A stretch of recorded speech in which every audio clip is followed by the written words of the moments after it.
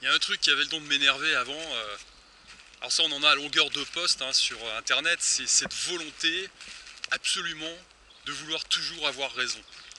Alors ça n'a aucun intérêt. Effectivement maintenant ça fait plutôt sourire parce que vous savez les longs débats où chacun expose ses idées, alors attention, il faut dire sa propre vérité, dites votre vérité, mais ne vous acharnez pas, ça sert à rien parce que de toute façon vous allez rencontrer des gens qui vont vous apporter la contradiction juste pour le plaisir. Vous avez dépensé une énergie faramineuse pendant 2 heures à poser des arguments sur la table, à confronter des points de vue et ça ne mènera absolument nulle part. Alors pourquoi? Parce que déjà vous n'allez pas convaincre des gens qui ont un biais qui est complètement opposé au vôtre, et d'une. Et de deux, ça ne mène à rien de concret finalement. Et qu'est-ce qui est le plus important? Est-ce que c'est d'échanger des concepts, des idées, ou alors de mettre en pratique et d'obtenir dans la matière un résultat, le résultat de ces idées? Alors c'est quand même ça, à mon sens, qui est le plus important. Pourtant, j'ai une formation intellectuelle, mais je suis quelqu'un qui fait, moi, j'utilise mes mains. Elle reste aussi. Donc du coup, j'ai envie de dire, arrêtez de vouloir toujours avoir raison, ça n'a aucun intérêt.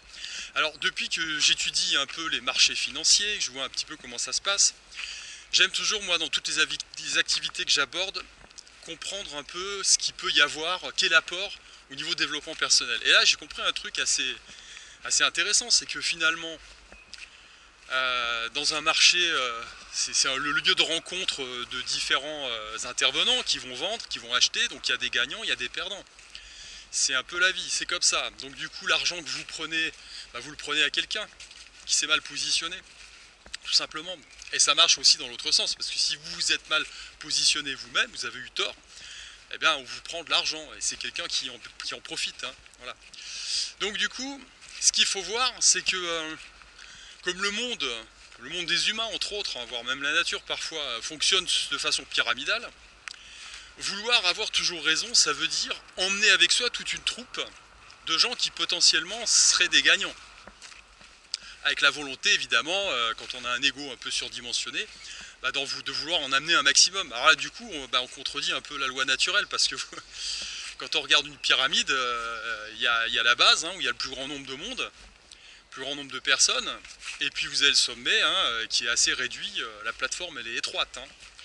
Donc il ne peut pas y avoir plus de gagnants que de perdants. Hein. C'est pas possible. Donc du coup, à partir de là, encore une fois, ne cherchez pas absolument à avoir raison, ayez des convictions, vous dites votre vérité parce qu'il faut quand même l'ouvrir, on est d'accord. Mais ce qui est important, c'est d'avoir une conviction et de la porter, cette conviction, par des actes. À partir du moment où vous portez cette conviction avec des actes, avec des actions, eh bien après, il faut s'en remettre un petit peu à la nature et au futur. Et puis à ce moment-là, on voit de quel côté on se trouve, si vous aviez eu raison ou si vous aviez eu tort. Voilà. Mais ce que j'ai envie de dire, c'est que le comportement moutonnier, en général, ne donne rien de bon parce que j'ai pas l'impression dans l'histoire que ceux qui gagnent, ce soit ceux qui sont du côté de la masse, donc ceux qui sont du côté des gens les plus nombreux en fait. Hein. C'est peut-être malheureux, mais c'est comme ça. Euh, j'ai envie de vous donner 2 exemples de ça. Je pense à un Allemand, Hugo Stines, qui pendant la période entre deux guerres en Allemagne a fait fortune, une fortune faramineuse. Alors c'est la période de l'effondrement de l'Allemagne, hein, de cette période d'hyperinflation, où vous aviez des Allemands qui achetaient du pain avec des brouettes de marque. Hein.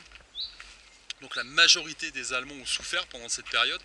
Et ce type-là avait une conviction, il avait senti le changement de paradigme s'opérer, donc il s'était positionné, il avait positionné ses actifs en conséquence. Les autres n'avaient pas vu venir l'hyperinflation, lui il avait senti, donc il s'était positionné. Bah ouais, c'était pas 50 000, hein, voilà. Il est un des rares à avoir à avoir pu sortir la tête de l'eau, avoir encaissé le choc de cette période difficile et en plus en avoir bénéficié, puisqu'il est devenu un des hommes les plus riches du monde après cette période.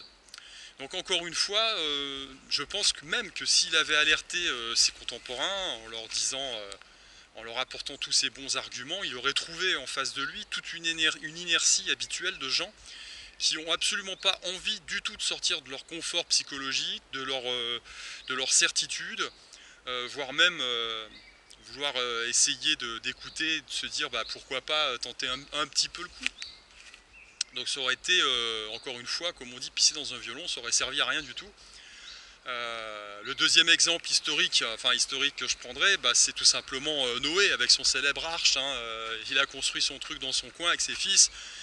Et puis, bah, quand c'était l'heure de prendre le bateau, voilà, il est parti avec peu de monde. Hein. Donc, on a des précédents historiques. Il faut savoir apprendre de l'histoire, encore une fois, parce qu'elle est riche d'enseignements par rapport au fonctionnement de l'humain et par rapport aux événements aussi qui souvent de façon cyclique peuvent se reproduire. Donc en clair, arrêtez de vouloir avoir raison, c'est inutile. Ayez une conviction forte, dites votre vérité, mais appuyez-la avec des actes qui n'engagent déjà que vous, hein, dans un premier temps, parce que peu de gens sont à même de pouvoir prendre des risques, et surtout le premier des risques c'est de sortir de leur confort psychologique, donc ça sert à rien de vouloir les bousculer, faites votre truc, mais faites-le franchement.